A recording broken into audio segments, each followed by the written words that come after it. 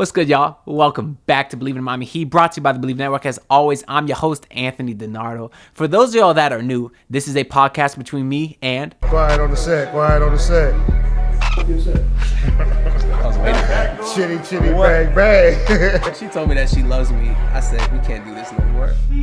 Hi, mama. I'm going to apologize to my parents, too. That's right. Me and my boy Rio got a few episodes out. I mean, it was a while ago. I'm going to link those probably up here or here and at the end of this video, so you can check those out if you want. But I definitely plan on recording with him again soon. Obviously, he been super busy. That boy been tearing up the Big 3 with Michael Beasley. I kind of want to watch some Big 3. I'm not saying I'm going to watch the games, but I at least watch some highlights because they got a lot of Heat representation in there. You know, they got obviously Bees and Rio. I saw Gary Payton. I saw Rashard Lewis. There's a handful of other guys that off the top of my head, I can't remember. Gerald Green was in there. I think Chalmers' team just played them. But anyways, I don't know enough about the Big 3 to talk about that at all. Ice Cube's league. They were just in Miami, though. I should have went, but I really did not want to spend the money. Next time. Maybe we'll get Rio back on here to talk about that at some point. But this is my podcast, basically where I could talk about whatever I want, as you may be able to tell already. I started taking notes for some things that I want to address, but then I decided, hey, why take notes when I could just turn the camera on, start talking, and see where this goes? Because I wanted to get a video up to y'all, kind of with some updates on the Damian Lillard situation, which is basically nothing. I'm not going to lie to you. I don't like how a lot of YouTubers are really, wringing that situation dry and forcing content out there when there really is nothing to talk about. For a while this month, I was posting every single day. I think I had 26 videos in 24 days because the support was awesome. You know, the channel was really growing. But then I said, hey, not much to talk about with that stuff. So let me kind of slow down on that a little bit. So I didn't post the last 2 days, but then I actually posted yesterday a Paul Pierce slander video. Unfortunately, it's not performing as well as the Dame stuff, and it is an amazing video. So if you're like me and you hate Paul Pierce, you should go check that out too, because I spent a good amount of time on that just roasting him and it was easy. I mean, Paul Pierce makes a fool of himself without me doing anything, so it's not a hard job, but I do think that is a funny video. But I did feel like I should come back on here with a podcast and say some of the things we heard on the Dame situation, which I guess can be considered good if there's no updates, because really the only bad update two updates could happen, right? He could be traded to the Heat, or he could change his mind, and I do believe that him coming to the Heat could take time at this point. I had said it might happen during Vegas. It was very clear that the Blazers and the Heat did not talk in Vegas. So now I think it will take a longer time and be more towards training camp. Now, a big topic of discussion has been which team has more pressure, because, of course, all the Blazer fans are saying, oh, hey, we could sit back and chill. We got Dame on a 4-year contract. It's Miami that is screwed if they don't get Dame. Now, to some extent, you're right, because this Heat team last year, they looked like they were very tired of each other, kind of similar to the way that 2014 Heat team looked, where, that team made the finals also, but they just looked like they needed some new energy injected into the team, some new life, because they had kind of the same roster for a few years at that point. That is actually something that I asked Mario about in the last podcast we did. And he said, yeah, we didn't hate each other, that 2014 squad. We didn't dislike each other. But still, things just start to get, they run their course when you have a certain build, and you kind of need to inject some new life in there. We heard that the Heat adding Kevin Love last year made a big difference in the locker room. Just having a fresh face really made that much more of a difference. Now, they got some fresh faces, Thomas Bryant, Josh Richardson, who is not even that new a face to half the team, but still, you want a really, really big presence. Now, I don't know how big the locker room guys they are. I know certainly the teams loved Jay Rich in the past. Thomas Bryant, I'm not so sure about, but still, there's a difference between adding a guy like that, role players, and adding a guy like Dame. I think adding a guy like Dame will just rejuvenate all the excitement in the locker room, make it feel new, and get this new I have a word that I can't think of it, but this new life into the locker room is what I've been saying, because they all have the same goal. Nobody on the team has won a championship except for Kevin Love and Kyle Lowry. So everyone is hungry, and it can kind of give them that life back that they need, as I've said 76 times now. Not to say that, hey, they're not hungry if they don't get Dame, but things run their course. That's just the nature of life. In sports, we see that all the time with a build. That's why nowadays we're not seeing builds go 7-8 years like we used to. Look at the Portland Trailblazers with CJ and Dame. I mean, that build went a long time, but then they got rid of CJ. Should have did a full rebuild. They didn't, and they've sucked since. But look at what other team? Look at the Toronto Raptors. They got rid of DeMar DeRozan. They got Kawhi. Obviously, he won a ring, and then he left, and then they started the rebuild there. Look at the Utah Jazz. That's the team I was thinking of. Donovan Mitchell's what? What's he like? Well, he went to college a few years, but he's like what? 26, 27? Not even. He's 26. Let me look that up real quick. How old is Donovan Mitchell? Donovan Mitchell's 26. Y'all can't hear Siri. My phone's on mute. He's 26. And the Jazz gave up on that build already. You know, we heard some fighting between Gobert and Mitchell. You thought they might trade one or the other, but they said, screw this build. We ain't been out of the first or second round in years. We're going to go ahead and just start from scratch. So we don't see builds go for as long as we used to anymore. So in that case, is my mic too high? No, I see my audio on this GarageBand going crazy. Y'all get some behind the scenes here. We ain't doing no editing on these podcasts. If y'all want to see editing, check out any of my other videos. I put hours and hours and hours into editing that. This is supposed to be the chill podcast. But anyways, who has more pressure? Okay. Yes, you can argue the Heat do because they need to get some new life in this roster. I would argue the team that just made the NBA Finals does not have as much pressure as the team who has a star who is demanding to get out of there. Because who's going to have all the press? Well, yes, the Heat will have some press, and they'll be asked about Damian Lillard a little bit, but there's only so much they can talk about for a guy that's not on their roster. You know, you can't tamper. You can't talk about a guy who's contractually with another team. But the Trailblazers, who's going to be getting all those questions when Joe Cronin's hiding his face and the other owner that they're saying is an asshole is hiding his face? Who's going to get the questions? Well, it's going to be Scoot. It's going to be Anthony Simons and Shaedon Sharpe. And all those other young guys that they have on the roster are going to be as day after day after day about Damian Lillard. That's not pressure that the Portland Trailblazers want. And on top of that, it's a bad look for the organization. You telling me Damian Lillard is not going to be upset when he's made his request and they are not met before the season starts? That's not a good look. And then what happens when Dame decides to make it messy? You could say he's not going to do that. You don't know. Reports have came out multiple times saying that he would be willing to sit out with either the Blazers or with another team if he was traded to them and he didn't want to be there. Who's to say Damian Lillard doesn't have a sit down with his boys Chris Haynes and says, hey, Joe Cronin told me this. They promised me this. They promised me this. They told me they were going to do this. They lied to my face. They stabbed my back. And here we are sitting with all those empty promises and nothing to show for it. That's not a good look for the Blazers. That is not something that they want. And if you commenting down below saying, hey, the Blazers' only obligation is to pay him, they did that. They didn't backstab him. They didn't do anything that they're not supposed to do. Yes, technically speaking, all they have to do is pay him his money that he is owed. And that is something that they are going to do. But it's still not a good look when you give these empty promises. And any other player in the league is going to see that and not like that. The guys on their own team are going to see that and not like that. And if you say, hey, Portland wasn't getting free agents anyways, it doesn't matter. It does matter. What? And you could say, this has been an argument, right? They say, if Portland has the most money, guys are going to go to that team, right? True. But what happens if Portland has just as much money as another team? Stuff like this, the image of the organization can be tiebreakers when it comes to guys' decision whether they want to join your team or not. What happens if in 4 years, Scoot Henderson is up for a max extension, but now another team is offering him a deal, and he has this in the back of his head saying, hey, I'm not sure I want to be here and be done to Dame. And say, I'm sorry, I'm losing my words here. I'm getting hot. I got to keep the fan off in here because and I don't want the mic to pick it up. And we in Miami, baby. So it is hot. But what was I going to say? Scoot gonna say, hey, I don't want to be here and never win a ring because they can't build around me just like they couldn't build around Dame.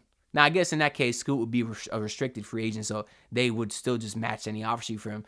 But still, down the line, this stuff matters. I saw it with Dwayne Wade when they didn't pay him, when they prioritized KD, who they didn't get, and then they prioritized Whiteside, who they obviously retained. It was not a good look for Wade. He left the organization, and Miami spent years trying to rebuild their image. Had to start the whole Heat culture, Heat lifer, Heat family campaign, overpay guys like Dion and Goran Dragic and James Johnson and Kelly Olynyk and all those guys just to repair their image. And to this day, D-Wade still seems like him in the front office are not fully, haven't fully amended, amended that relationship. Now, For the most part, I think they have. D-Wade's been in many games since. They put on the screen, everything like that. But why doesn't D-Wade have a minority stake in the team?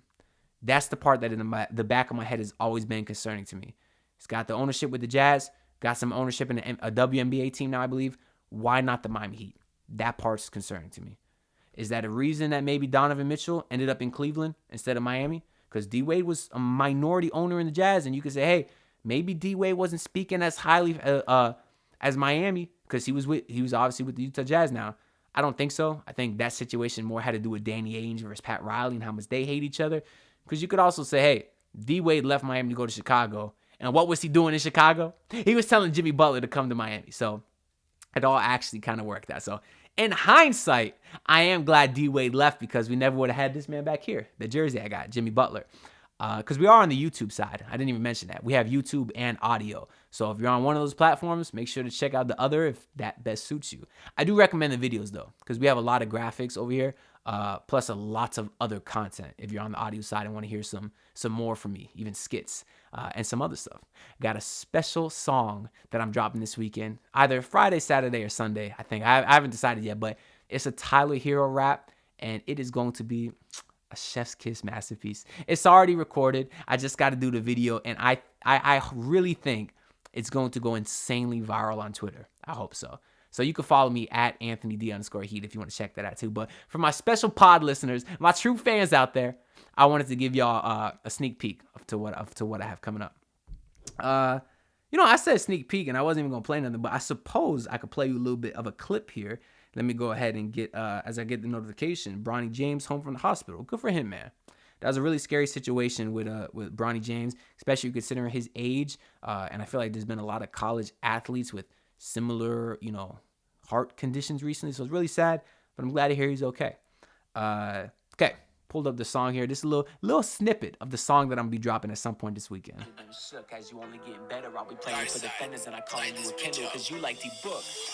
Falling in the finals as a rook, the gnarly hard snarl, far from looking shook. The DPOY and the 40 you put on his head. Now people still are mistook you for a bubble boy. That's inaccurate. It's a misnomer because you missed a more averaging. Bat a double game, put respect on his name, and on Biscayne Boulevard next to D-Wade. I'ma build you a stature. Haters going at ya, talking about catcher. Y'all ain't even real, can't fill out the capture. Freak accident, wrist fracture. Just wait for the hero.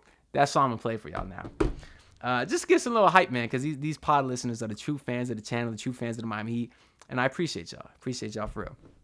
Speaking of Tyler Herro, a little bit of news came out that maybe the Miami Heat could acquire Damian Lillard without giving up Tyler Herro. Now, I'd say that's not necessarily news because it's kind of just math. I mean, yes, hypothetically they could. And if Portland really doesn't want Tyler Herro, if no other team doesn't want to trade no first-round picks for him, there is a path to get this done. Miami can still get 3 first-round picks by amending protections with OKC and doing all that, cap stuff.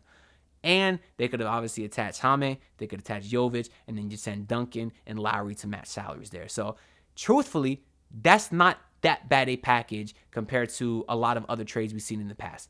Everyone wants to talk about the Rudy Gobert trade and say, hey, if Gobert could get 5 first-round picks, Dame can't go for less than that. That's the outlier, okay? What you need to look at is James Harden when he left Houston the first time and went to Brooklyn. They got like Rodney Kurukas and 3 first-round picks with a bunch of meaningless swaps, okay?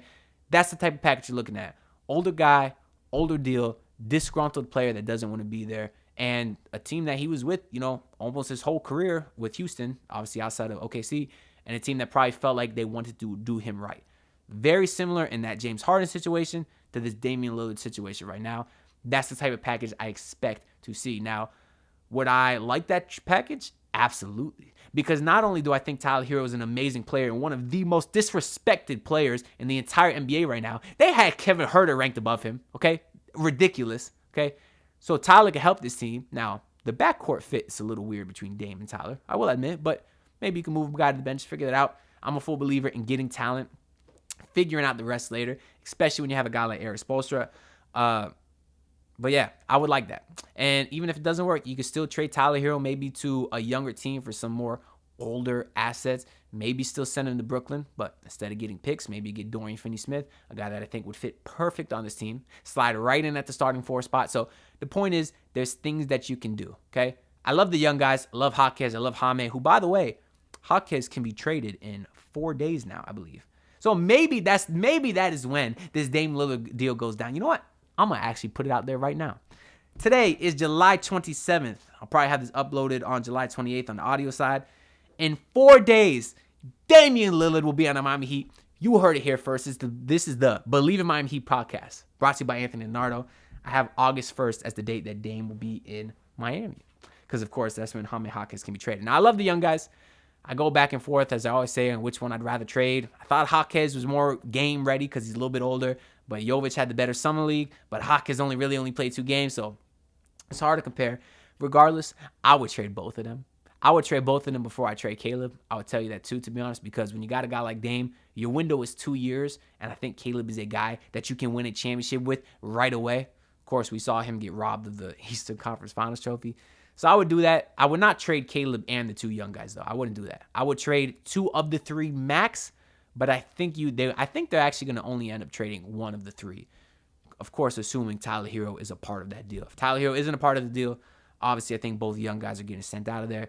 We also saw Tyler Herro have some interaction on Twitter. He DM'd Chef Trilly, if y'all know the Heat Twitter legend over there, and was even in a Twitter Spaces, or an X Spaces, I guess now, excuse me. I don't know how I missed that. I'm always in those spaces on Twitter. Then I wake up one day and I see, hey, Tyler Herro was in the spaces with Trilly. I'm like, how did I miss that? I think he was only in it for a little bit because then Trilly asked him about the Kevin Herter comparison, and Tyler didn't want to say anything, just left. But he seemed to be in good spirits, which is nice to see because there was a lot of rumors that, hey, maybe Tyler Herro would be disgruntled coming to training camp. Maybe you have to trade him even if you don't get Dame. So to hear that, he still kind of wants to be here and has a good understanding of the situation, because it's not like he's getting traded for scrubs. He's getting traded for Damian Lillard, top 75 player all time. I think that is a good sign for the Miami Heat. And also, I think it helps our leverage, because if there was any pressure on Miami's side to get this done, it would be because, hey, you got to get Tyler Herro off your roster because he is now disgruntled. But now that he's shown to, be happy with the situation and understand what's going on, hey, that's a lot more leverage on Portland's side. When you're talking about which team has more pressure to get it done, it's all pointing to Portland at this point. Now, nothing seems imminent, but hey, maybe they're still playing hardball and they're waiting for the Jaime Jaquez contract to be eligible to be traded. So that's kind of all I got on this Damian Lillard situation. Really haven't heard much from his agent or him yet. Or since, the last reports. But I do think that's the next step if we don't see anything within the next month and a half when training camp's starting to come up.